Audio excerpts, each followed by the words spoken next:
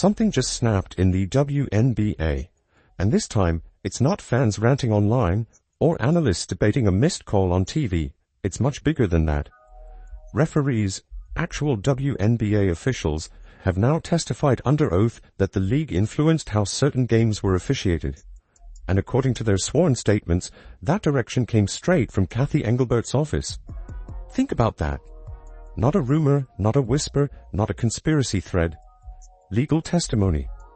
With the commissioner's fingerprints allegedly sitting right on top of the officiating narrative.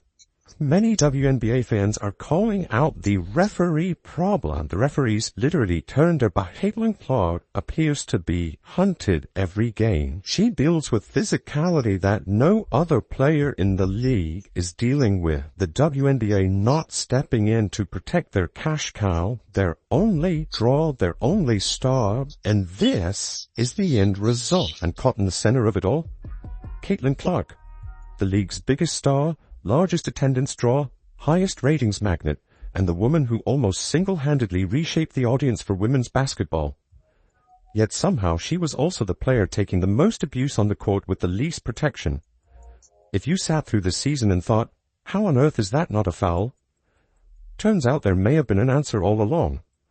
And here's what pushes this whole thing into another stratosphere. The NBA just had referees arrested in a gambling scandal.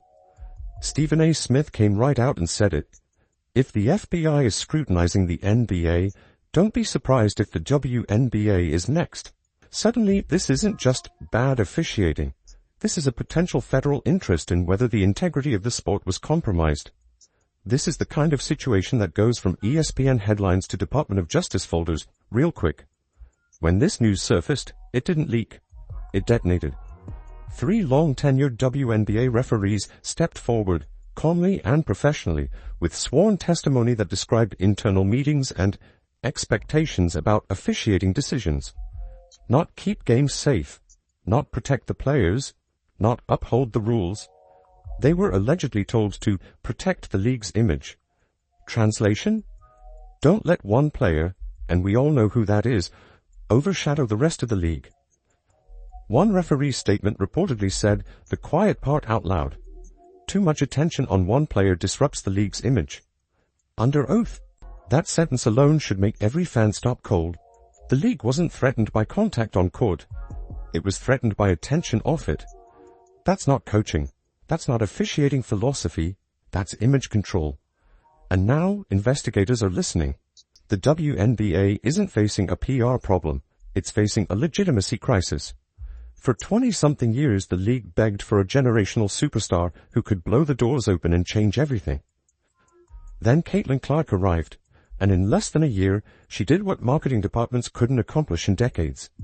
She brought sellouts, she brought casual fans, she brought global interest, she dragged TV ratings and arena revenues into places the league never dreamed of. And instead of embracing her rise, these referees say the league tried to manage it, slow it, muffle it, balance it. Some call that strategy, others call it tampering with the integrity of competition. When fairness gets replaced with fear of spotlight imbalance, you don't have a league, you have a presentation. You don't have sport, you have programming. Caitlin didn't just enter the WNBA.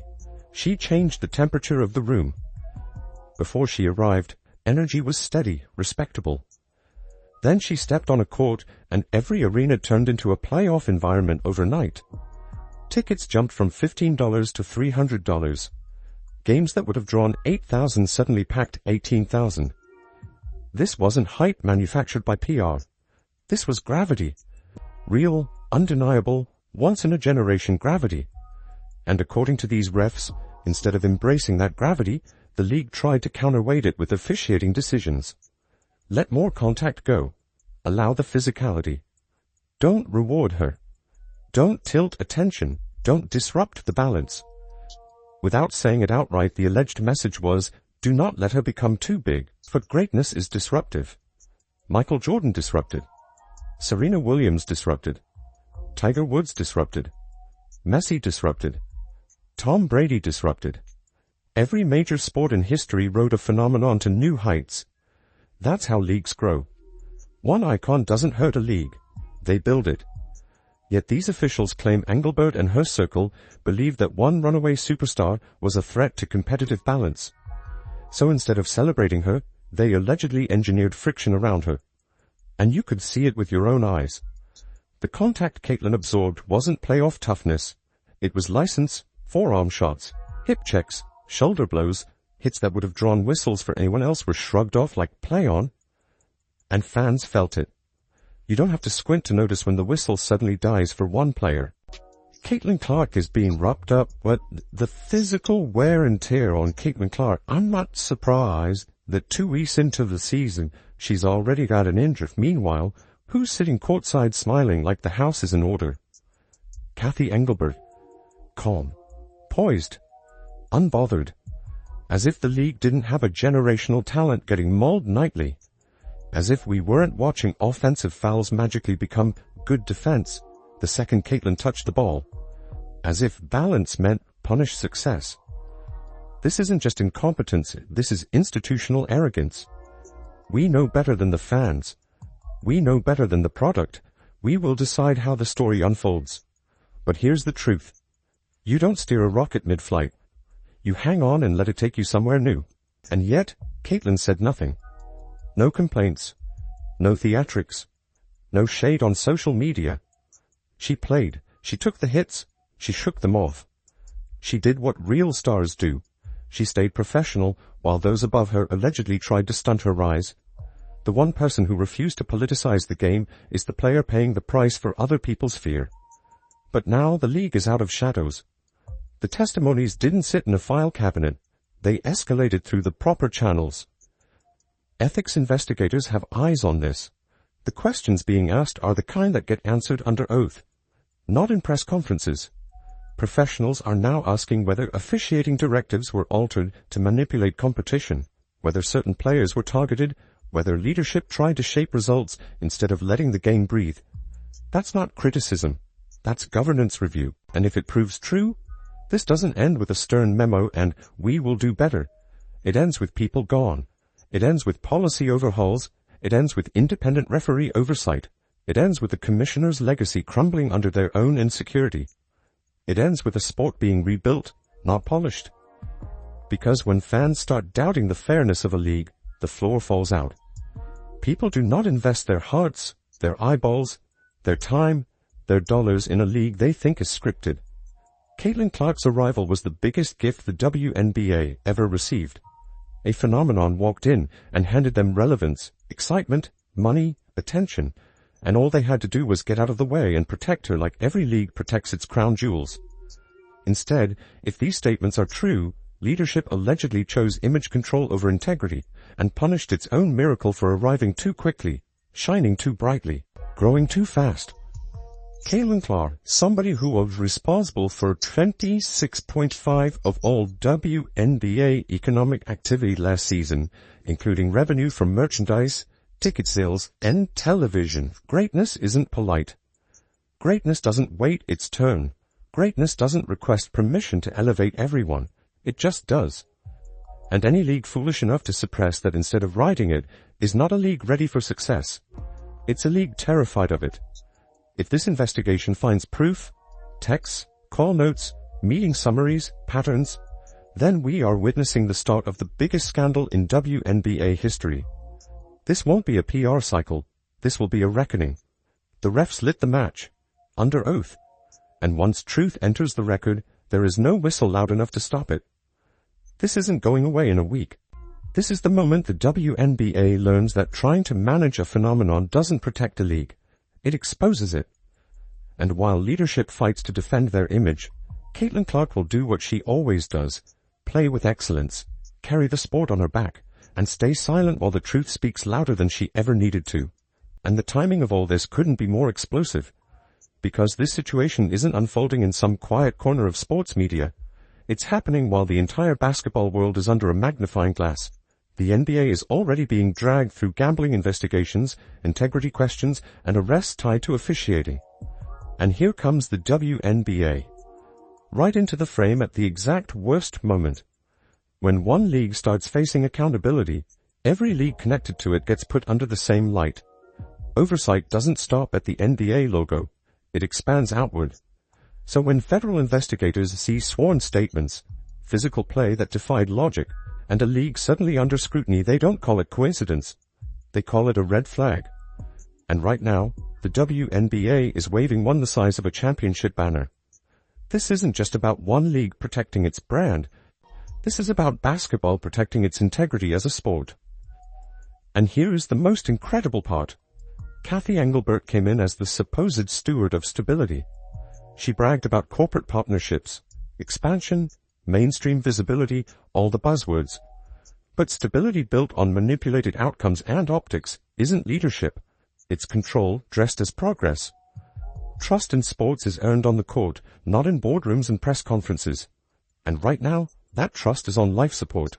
The Caitlin Clark disrespect, and what I mean by that is, you've got somebody who is obviously the most popular player in basketball. You got somebody that I would argue may be a top 5 most popular athlete in the United States of America. Alright, you got this athlete in a league that nobody's been watching, never turned a profit, and your system is broken against that team. When a voice as big as Stephen A. steps into the conversation, you know it's no longer niche. One comment from him changed the entire tone of this story. He didn't whisper. He basically said on national television, "Don't be surprised if the WNBA is next." And that wasn't random commentary. That was a warning shot. It told everyone watching that this isn't conspiracy talk. It's a situation worthy of investigation. And whether Stephen A. meant to or not, he tied the WNBA's officiating questions directly into the broader crisis around basketball integrity. Now the country's paying attention. Now the feds might be watching. Meanwhile, in the middle of chaos, there's Caitlin Clark, calm, composed, refusing to engage in drama. While executives panic in back rooms and lawyers whisper in hallways, she keeps doing the only thing she's ever focused on, playing basketball. No interviews filled with bitterness, no cryptic posts, no throwing anyone under the bus, just grit and grace. And that contrast is blinding. She's acting like a professional in a moment when the league leaders should be, and aren't. It's the ultimate irony. The youngest star in the league is the one showing the maturity the executives lack. There's a committee for stakeholders, coaches, governors, and general managers, and that is saying what style of basketball they want to allow, and the referees are following that lot. Was Cathy Engelbert, wearing a dress literally covered in the New York skyline. That isn't neutral. That isn't professional. That isn't leadership optics. That looks like allegiance. In hindsight, especially with testimony emerging, that outfit is no longer just tone deaf. It's evidence of mindset. A commissioner is supposed to be invisible, impartial, protective of the integrity of every player and team. But in that moment, she looks like a cheerleader in a power suit. And now, every whistle from that series is being replayed in the court of public opinion with new context. Or one commissioner who lost control of the narrative. It's about trust, the foundation of sports. Can players trust that they won't be targeted? Can coaches trust that strategy matters more than influence? Can fans trust that what they are watching is competition and not theater? If any of those answers become no, the league doesn't just have a problem, the league breaks. But at the same time, the fever were on the wrong end of some whistles, it seemed in this game, and it's seemingly been that way for much of the season, and it's been a recurring theme where there's a level of physicality allowed against them, and they're not allowed to reciprocate on the other end. That particularly, of course, goes for Caitlin Clark. So what happens now? If investigators confirm that referees were instructed to manage outcomes instead of officiating fairly, Engelbert won't be finishing her term. She won't be polishing her legacy. She'll be stepping down, or forced out. The league will have to rebuild officiating processes from scratch.